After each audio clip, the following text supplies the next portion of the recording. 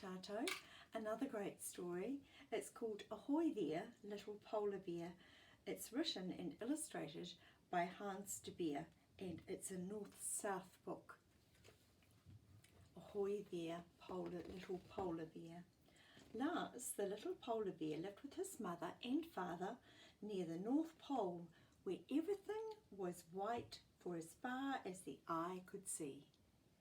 Although he spent much of his time alone, he was happy. Oh look, he's having a lovely time, and there he is, floating in the water. But one day when Lars swam quite far from his den, something terrible happened. Lars caught his foot, was pulled down deep into the sea, then yanked up in a gigantic net. Oh no! If you look very carefully, you'll see Lars just down the bottom of the net there. He must be feeling quite frightened. Lars was dropped to the ground with such a bang he fainted. When he awoke, he couldn't tell where he was.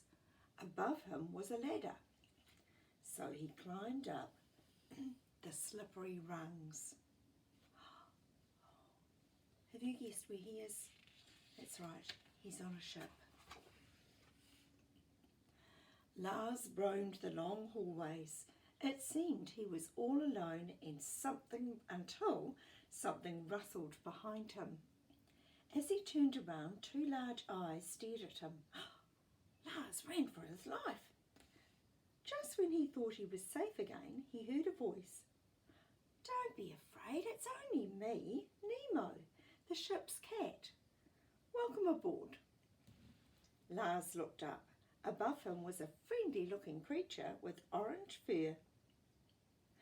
Lars could see that Nemo was an animal he could trust. And there is Nemo. You can just see his eyes in the dark over here.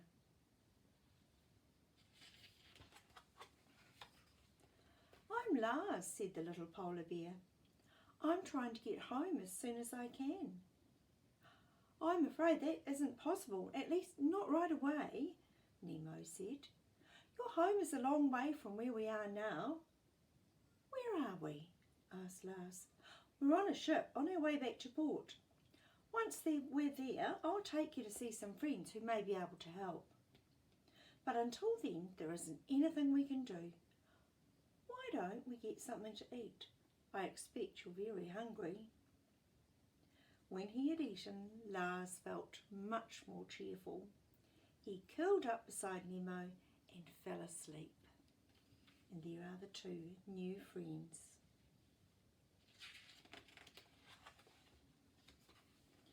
When they awoke, Nemo took Lars up onto the deck. "Look," he said, pointing to the horizon, which was aglow with lights. "That's the port. Way in the distance over there you can see some lights. We'll be there soon." Lars was so excited he could hardly wait to go ashore. When the ship had come into port, Lars eagerly followed Nemo onto the deck and over the plank. "Try to look inconspicuous," said Nemo. Wow, must be very exciting on this adventure. What Lars found on the other side of the plank surprised and disappointed him. Everything was so untidy and dirty. "I'm afraid this isn't a very clean place," sighed Nemo. "We'd best hurry. Follow me around the back way. The streets are much too dangerous." As Lars and Nemo made their way through alleys and back streets, Lars's white coat became dirtier and dirtier. He wished more than ever that he was home again, where everything was clean and white. Wow, that is so different to where Lars comes from, isn't it?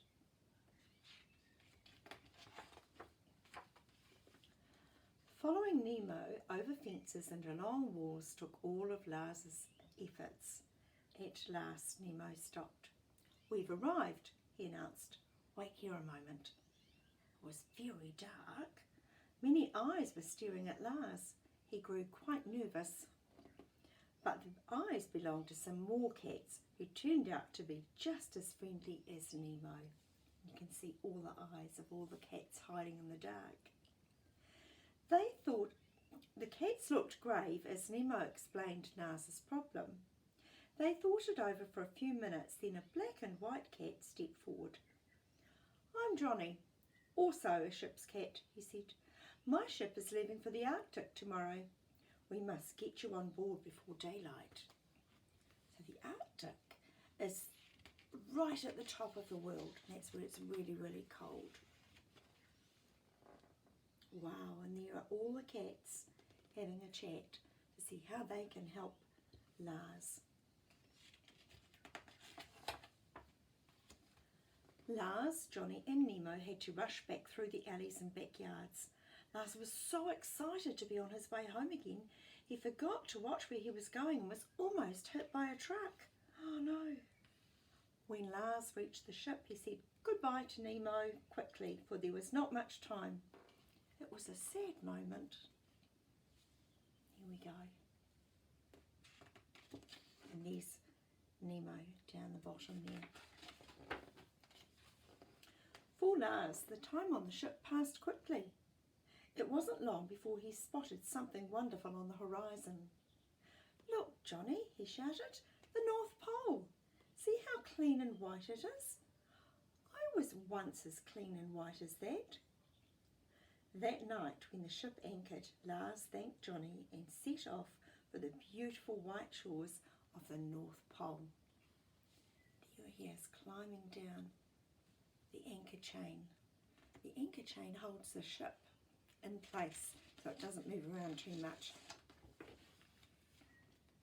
As Lars swam, the sea washed his fur clean. Once on shore, Lars ran for his den to greet his worried parents, who couldn't have been happier to see him. When Lars told his parents about his adventures, their mouths dropped open.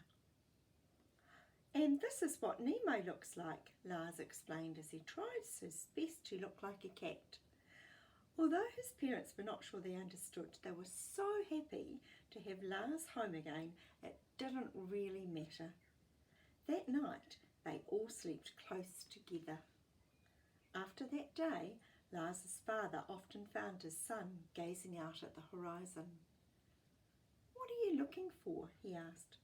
"Ships," Lars said, "and cats too. Someday a cat might fall off a ship and come to visit us." Wow, what an adventure our friends had. I'm wondering though, doesn't this book remind you that we need to take care of our environment? Look after those things that we need to look after, such as our backyards and our playgrounds and our streets. So it's nice and clean, just like the North and the South Pole. Until next time, ka kite, my friends.